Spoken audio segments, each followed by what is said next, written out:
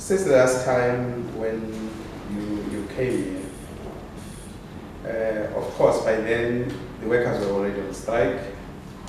I can't even recall which week was it, but it was somewhere at the beginning of September.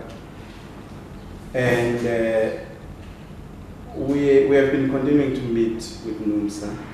We have been continuing to engage at different levels, starting from their regional officers who came here, and up until the time when we had to have a meeting with the regional secretary of Numsa, Mr. Jeremy. We have made inroads in terms of resolving the impasse that is a dispute on the table currently on wages and other substantive issues. The last meeting we had, we took an initiative as a company to go to local offices of the union here at Temba, because they indicated that sometimes being here, they may feel uncomfortable in other instances, because indeed the meetings that we had were not, in other instances they were heated up meetings and all that, were in Temba's flair, but we have continued as a company to engage continuously and consistently so. So in the last meeting that we had, I think it was, if I'm not mistaken, last week on Thursday at the union offices, we were almost at the verge of, let's say, signing an agreement, which is why even in my possession here I have a draft of a wage agreement that we have prepared. So when the union went to address its members on the very same afternoon, it turned out that the goalposts have shifted. There are new issues now that are being introduced by Numsa members, and those demands being the issue of the working hours, meaning they are aggrieved about the hours that they are working, in particular on the other unit. I'm talking about employees that work from Friday to Sunday. The issue now being that those hours are not sufficient for them, because at the end of the day they end up having worked, that is 38.5 hours in total. Remember, when you work 11 hours a day, and that would be 33 hours in 3 days. And subsequently, since what we call it a weekend is, that is in particular Sunday, if it is a normal day, it is paid at 1.5. So they would end up with a wage of 38.5 hours. That is obviously the dictates of the basic conditions of employment. Now, the challenge is from the employer party is that we are seeing a phenomenon wherein the union has lost control of its membership. They are unable to advise them, because if you look at the demands that they've tabled, like very recently, they actually don't make any sense.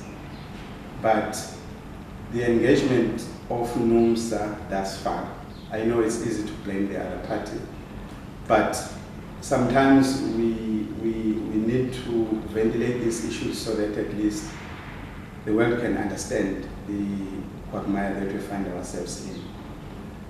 Maybe just to give you a little bit of a background so that you understand where I'm coming from. We had an engagement with Numsa before we started with the wage negotiations. And that engagement started, I think, as early as before COVID period. we had already invited the union for a consultation process within the ambit of what we call it, or within the auspices of the CCMA, because it was CCMA that was assisting us as parties. The process stopped during the COVID and it resumed after that. And the intention of that process was to ensure that as parties, I'm referring to Numsa and Unica, we ensure that because of the restructuring that we're having here, remember we brought in an automized machine, and with that then came redundancy, because that will mean we can no longer accommodate all employees in that mill. That's why we engaged in that restructuring process. The intention being from the beginning to ensure that we save jobs at all costs, meaning we should have zero job loss during the process. Indeed, with the assistance of the CCMA, we did achieve our objective to ensure that there is no job that is lost. We thought it was mission accomplished, because shortly afterwards we signed a settlement agreement. I just took liberty to bring in some copies so that at least for ease of reference, you are able to refer to some of those things that we are saying here. Records and facts don't lie, they speak for themselves. This is a copy of a settlement agreement that was signed with Numsa under the auspices of the CCMA. With that, obviously, hours of work changed. And some employees, obviously, at that unit, there were hours that were not being worked by our permanent employees. That is from Friday, Saturday, Sunday. It used to be worked by contractors. But in order to ensure that we don't shed even a single permanent job, it is there then that we agreed as parties that those employees must be accommodated in those positions. Now, with that, we thought the matter had been settled. Now, after this process of negotiations now, meaning where we are deadlocked now again as parties, it's on the basis of, let me call them frivolous demands, which don't make sense at all, of which we as a company cannot resolve or cannot even assist to resolve. Because if we have an agreement that binds us as parties, there's no way in which we can then wake up and say, I no longer recognize the terms and conditions of this agreement. Meaning, the Numsa members are now saying, look, we want to work 44 hours, not 38.5 hours. Meaning, they want us now to introduce an 8-day on a week, something that we can't do. Because we have employees that work from Monday to Thursday. They are working shifts, that is, there's day and night. You have others that work from Friday up until Sunday, day and night shift. Obviously, we can't have this 8-day to be able to accommodate all of them within these 44 hours. Meaning, on our side, it is mission impossible. Now, this is where we are now deadlocked, because there is this demand that we can never meet. At the same time, we know for the fact that the union is also failing to appraise its members and to explain to them, to say, look, guys, we can't take this direction. And I think this is where we are at now. And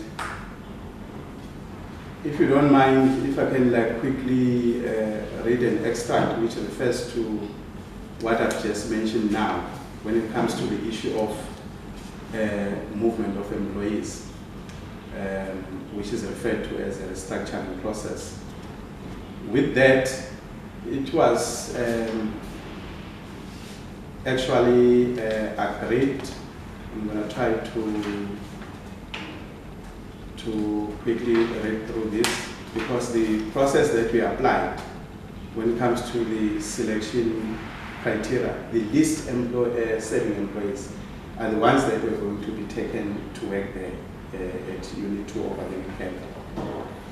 Then, in terms of that, I'm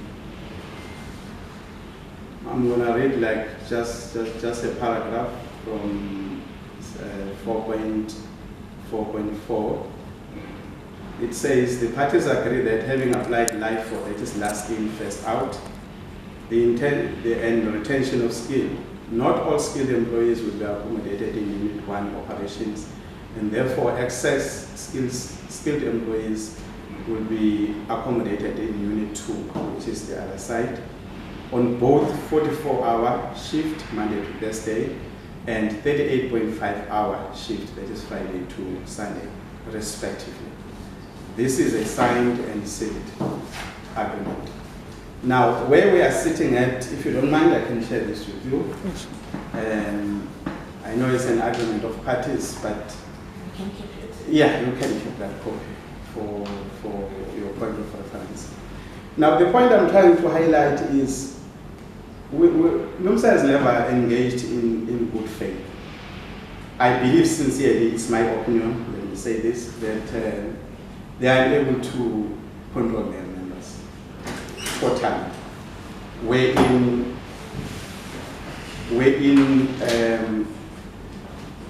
they can no longer talk sense to them. Fact of the matter is they are out on a strike, and it is a lawful and a protected strike. But from the beginning, there has been disunity when it comes to the manner in which they have engaged with us as a company, in such a way that in other instances, as a company, we had to be forced to head to the courts, labor court, on urgent basis, just to interdict acts of violence which were committed during the period of the strike. Why am I accusing Numsa of disingenuity when it comes to their level of engagement?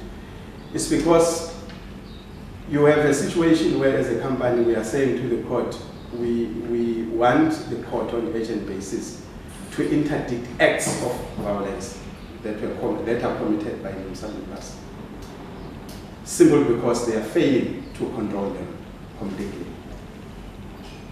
And also simply because there is an agreement which was signed at CCMA when, as parties, we deadlocked. Obviously, before the commencement of any strike action, there has to be a set of rules that parties agree on. And again, I will share with you the set of those rules. I took liberty to bring them so that at least they become a point of reference to say, indeed, we are not making up stories, or we are not shifting responsibilities as a company with regards to this impasse that we find ourselves in. With this, it was agreed, signed and sealed by parties to say, these are the do's and don'ts during the period of the strike. It emerged that starting from the second day, Numsa members started engaging on the acts of intimidation, on the acts of violence. And all these acts are unacceptable conduct, which goes against this principled agreement, which is called